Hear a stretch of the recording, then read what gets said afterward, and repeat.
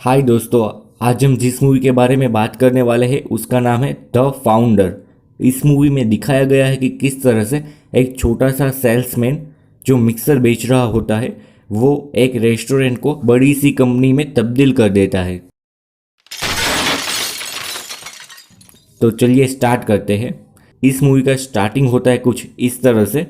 एक सेल्समैन अच्छी सी speech prepare कर रहा होता है अपने क्लाइंट के लिए। इस सेल्समैन का काम होता है कि मिक्सर बेचना। वो हर जगह जाकर मिक्सर बेचता है जहाँ पर मिक्सर की रिक्वायरमेंट होती है, लेकिन हर जगह से उसे रिजेक्शन ही मिलते हैं। कभी कभार कोई लोग उसका मिक्सर परचेस कर लेते हैं, बाकी तो वो इधर से उधर भटकता ही रहता है। एक बार उसकी सेक्रेटरी उसे कॉल करती है और कहती है कि कुछ कंप्लेन है तुम्हारे बारे में कि तुमने डिलीवरी अच्छे से नहीं की, सर्विस तुम टाइम पर नहीं करवा रहे मिक्सर की, और कुछ ऑर्डर्स थे। तब ये सेल्समैन यानी कि रे क्रॉक कहता है कि पहले हम ऑर्डर के बारे में बात करेंगे, तो ऑर्डर क्या है वो मुझे पहले बताओ। तब वो सेक्रेटरी ऑर्डर लिखवाती है। कोई एक रेस्टोरेंट से 6 मिक्सर के ऑर्डर आए हैं। तब वो कुछ समझ नहीं पाता, क्योंकि कभी कभार ही कोई लोग इसके मिक्सर परचेस करते थे और एक साथ 6 मिक्सर के ऑर्डर वो यकीन ही नहीं करता। वो अपनी सेक्रेटरी को कहता है कि फिर से एक बार रिपीट करना। तब उसकी सेक्रेटरी फिर से एक बार सेम रिपीट करती है कि 6 मिक्सर्स के ऑर्डर है। रे क्रॉक जल्दी से उस कस्टमर का नंबर लेकर उसे कॉल करता है और उसे कंफर्म करता है। कंफर्म करने पर उसे पता चलता है 6 नहीं 8 मिक्सर के ऑर्डर देने थे, गलती से 6 दे दिए। रे क्रॉक बहुत ही खुश हो जाता है और जल्दी से उस रेस्टोरेंट पर पहुंचने के लिए वो मैप देखता है। पूरी रात गाड़ी चलाकर वो सुबह जब वो रेस्टोरेंट के पास पहुंचता है तब वो देखता है कि कई लंबी लाइन है, कई सारे लोग वेटिंग में खड़े हैं, लेकिन उसका टर्न बहुत ही जल्दी आ जाता है। वो जैसे ही ऑर्डर करता है वैसे ही कुछ ही सेकंड के अंदर मिल भी जाता है और वो यकीन नहीं कर पाता कि वो उसका ही ऑर्डर है। फिर वेटर उसे समझाता है कि ये आप ही का ऑर्डर है, हमारे यहाँ सर्विस फास्ट है कंपेयर टू ऑल अदर। फिर रे क्रॉक छोटी सी बेंच पर बैठकर जब बर्गर और फ्रेंच फ्राइज खा रहा होता है तब वो कई लोगों को देखता है। काफ़ी सारे लोग सेम सिचुएशन से बर्गर और फ्रेंच फ्राइज खा रहे होते हैं। रे क्रॉक जब अपना बर्गर अच्छे से देख रहा होता है तब वहाँ पर एक बंदा आता है जिसका नाम होता है मैकडोनाल्ड। वो रे क्रॉक को पूछता है कि कैसा लगा तुम्हें टेस्ट। तब रे क्रॉक कहता है कि बहुत ही अच्छा लगा, ऐसा बर्गर मैंने अपनी ज़िंदगी में नहीं खाया। मैकडोनाल्ड कहता है कि ठीक है, क्या तुम रेस्टोरेंट देखना चाहते हो अंदर से, और सामने से ऑफर करता है। तब रे क्रॉक मना नहीं कर पाता और वो कहता है हाँ क्यों नहीं। फिर दोनों के बीच में बातचीत होती है कुछ मिक्सर्स के ऑर्डर को लेकर। रे क्रॉक अपना बर्गर जब ख़त्म कर लेता है उसके बाद मैकडोनाल्ड्स उसे पूरे किचन की शेयर करवाता है और बताता है स्टेप बाय स्टेप प्रोसेस क्या है उसके यहाँ, किस तरह से उन लोगों ने पूरे सेटअप में स्पीड ऐड कर दी। वो अपने भाई से भी मिलाता है जिसका नाम होता है डिक मैकडोनाल्ड। रे क्रॉक बहुत ही खुश हो जाता है और उन लोगों को डिनर के लिए इनवाइट करता है। दोनों भाई एक दूसरे के सामने देखते हैं और देखते ही देखते हाँ कह देते हैं, ठीक है हम डिनर के लिए आएंगे तुम्हारे साथ। फिर रे क्रॉक उसे डिनर पर ले जाता है क्योंकि वो पूरी बात जानना चाहता था कि किस तरह से ये आइडिया आया और किस तरह से ये रेस्टोरेंट ओपन की। जब ये सारे सवालों के जवाब वो मैक और डिक को पूछता है तब वो दोनों भाई बारी बारी से आंसर करते हैं। मैक और डिक को सबसे पहले सिनेमा का आइडिया आया था, लेकिन उसके अंदर उसको घाटा गया। फिर उन लोगों ने सोचा कि क्यों ना कुछ खाने में हाथ आजमाया जाए। फिर उन लोगों ने एक छोटी सी रेस्टोरेंट ओपन की, लेकिन वो भी नहीं चली। फिर उन लोगों ने सोचा कि लास वेगस चलते हैं। फिर उसके बाद वो लोग लास वेगास आ गए और यहाँ पर उन लोगों का बिजनेस बहुत ही अच्छी तरह से चल रहा है। मैक कहता है कि हम लोगों ने ये रेस्टोरेंट जब ओपन किया तब हमें कई सारी दिक्कत आती थी, क्योंकि जब कस्टमर का ऑर्डर आता है तब कई बार हम लोग उसे डिले से सर्व करते हैं और कई बार रॉन्ग ऑर्डर चला जाता है। हम ये सारी प्रॉब्लम को सॉल्व करना चाहते थे, इसलिए हमने पूरे किचन की डिज़ाइन ही चेंज कर दी और हमने इसका नाम रखा है स्पीडी सिस्टम। इस सिस्टम के अंदर आपको 30 सेकंड से भी कम वक्त में बर्गर मिल जाता है जब आप ऑर्डर करते हो। इस सिस्टम के लिए हमने बहुत सारी मेहनत की, हमने कई बार डिज़ाइन प्रिपेयर की और उसमें चेंजेस किए। बाद में हमें फाइनली एक डिज़ाइन मिली जिस पर अभी हमारी रेस्टोरेंट वर्क कर रही है। रे क्रॉक बहुत ही इम्प्रेस होता है इन लोगों की बातचीत से और वो पूरी रात सो नहीं पाता। लेकिन फिर भी जब वो अर्ली मॉर्निंग अपने घर जाता है तब अपनी वाइफ से मिलता है और उसकी वाइफ बहुत ही गुस्से में होती है क्योंकि ये दोनों लोग कहीं बाहर नहीं जा पाते। रे क्रॉक अपने काम से ही मतलब रखता है। रे क्रॉक एक आइडिया शेयर करता है कि अगर हम रेस्टोरेंट ओपन करें तो उसमें बहुत ही मुनाफा है, लेकिन उसकी वाइफ मना कर देती है कि हमें रेस्टोरेंट ओपन करने की कोई ज़रूरत नहीं है, तुम पहले ही 3-4 बिजनेस कर चुके हो, सब में घाटा ही गया है। इस तरह से इन दोनों के बीच में झगड़ा हो जाता है। रे क्रॉक सोचता है कि उसे अपनी वाइफ का सपोर्ट चाहिए था, लेकिन उसे अपनी वाइफ का सपोर्ट नहीं मिल रहा। इस तरह से फिर से वो मिक्सर बेचने चला जाता है, लेकिन मिक्सर बेचने में उससे कुछ मज़ा नहीं आ रहा होता और वो सोचता है कि ये काम में कुछ नहीं रखा। वो फिर से दोनों भाइयों के पास जाता है। अगले दिन वो दोनों भाई जब रेस्टोरेंट पहुंचते हैं उससे पहले ही रे क्रॉक वहाँ पर पहुंच जाता है और उन दोनों भाइयों से मिलता है। वो दोनों भाइयों से बात करता है कि तुम्हारा बिजनेस आइडिया बहुत ही अच्छा है, तुम्हें फ्रेंचाइजी की ज़रूरत है, क्यों ना तुम फ्रेंचाइजी नहीं आजमाते। तब वो दोनों भाई एक दूसरे के सामने देखते हैं और कुछ सोचते हैं। बाद में रे को कहते हैं ठीक है कोई बात नहीं, हम बात करते हैं इसके बारे में। फिर मैक और डिक को रे क्रॉक समझाता है कि अगर आप फ्रेंचाइजी लेते हो तो आपको पता नहीं आप कितनी स्पीड से एक्सपांड करोगे, कितना मुनाफा आएगा और मैकडोनाल्ड का नाम कितना बड़ा हो जाएगा। ये बात ये दोनों भाई सुनते हैं और रे क्रॉक को थोड़ी देर के लिए बाहर भेज देते हैं।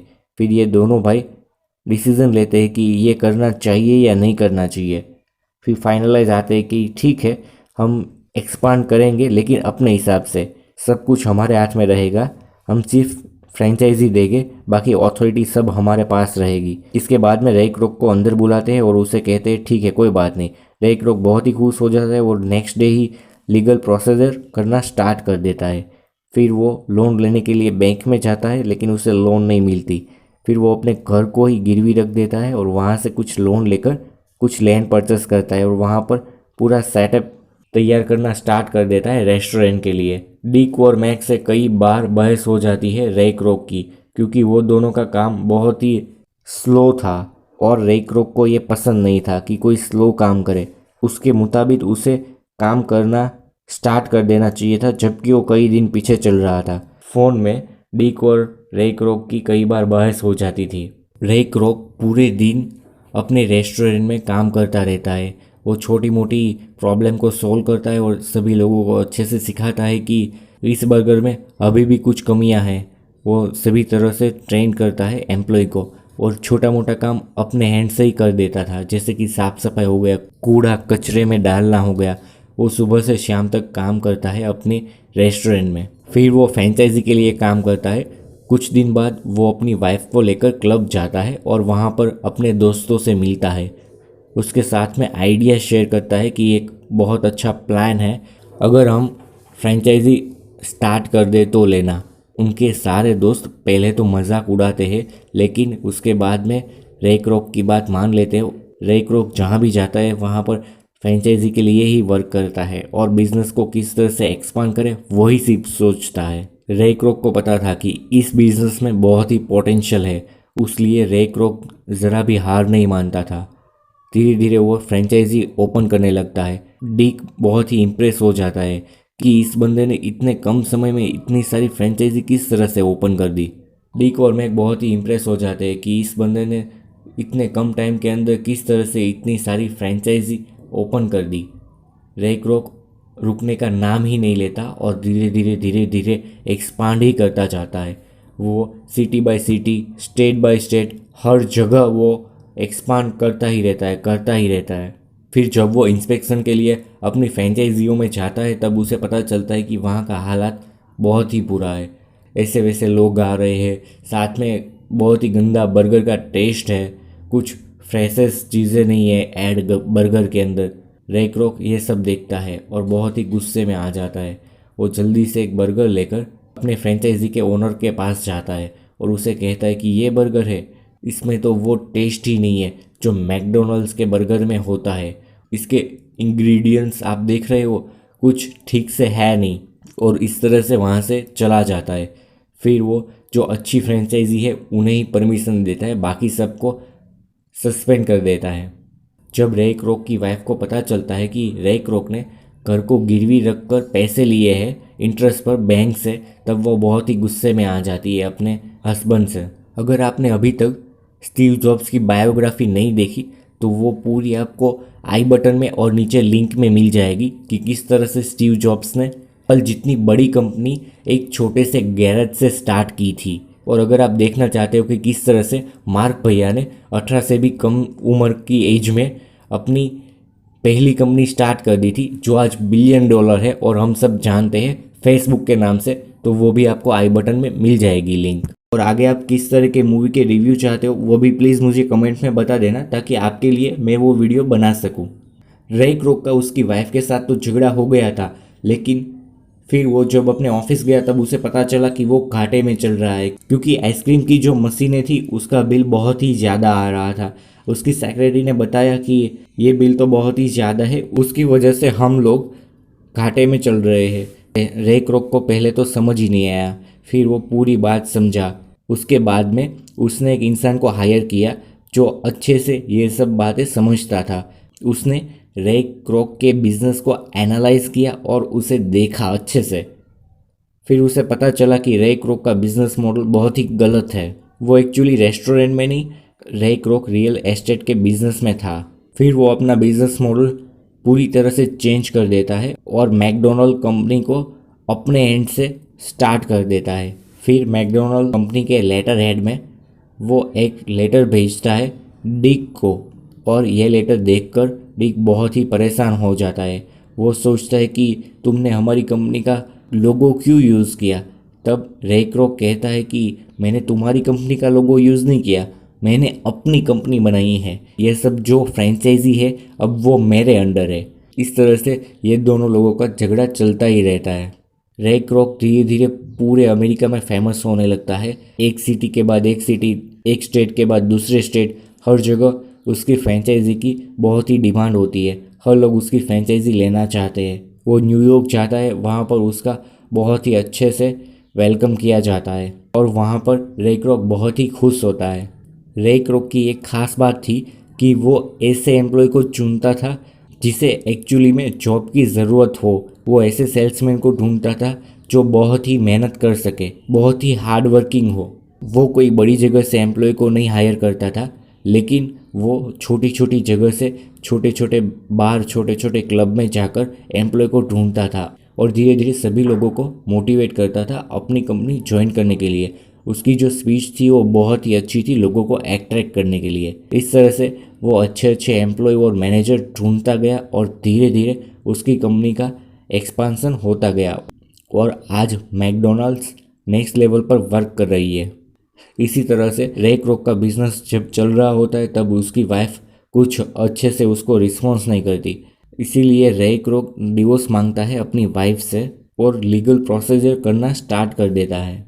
कुछ ही दिनों के अंदर मैक मैकडोनल्ड्स और डिक मैकडोनल्ड्स, ये दोनों भाइयों के साथ रे क्रोक की एक मीटिंग होती है एक्सक्लूसिव, और उस बिजनेस मीटिंग में यह तय होता है कि रे क्रोक अपनी पूरी की पूरी इंडस्ट्री को अपने पास ही रखेगा, लेकिन उसके बदले में नाम और लोगो यूज़ करने के लिए डिक और मैक को कुछ परसेंटेज प्रॉफिट दिया जाएगा।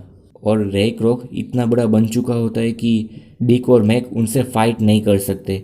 एक तरफ डिक और मैक बहुत ही खुश भी थे और एक तरफ डिक और मैक थोड़े परेशान भी थे, क्योंकि उन लोगों ने जो रेस्टोरेंट स्टार्ट किया था आज उसे कोई और चला रहा है। और ये सब हुआ सिर्फ एक किचन के टूर से, एक किचन की मोनोपोली की वजह से जो मैक ने रे क्रोक को दिखाया था। रे क्रोक अपनी वाइफ से डिवोर्स लेकर दूसरी शादी कर लेता है और अच्छे से अपनी लाइफ स्पेंड करता है बड़े से हाउस के अंदर। ये मूवी बेस्ड ऑन है रियल स्टोरी। ऐसी ही रियल स्टोरी और बिजनेस लेसन के लिए प्लीज़ इस चैनल को सब्सक्राइब और लाइक करना मत भूलना। और आगे आप किस तरह की मूवी देखने वाले हो वो भी कमेंट में बता देना मुझे। Thank you.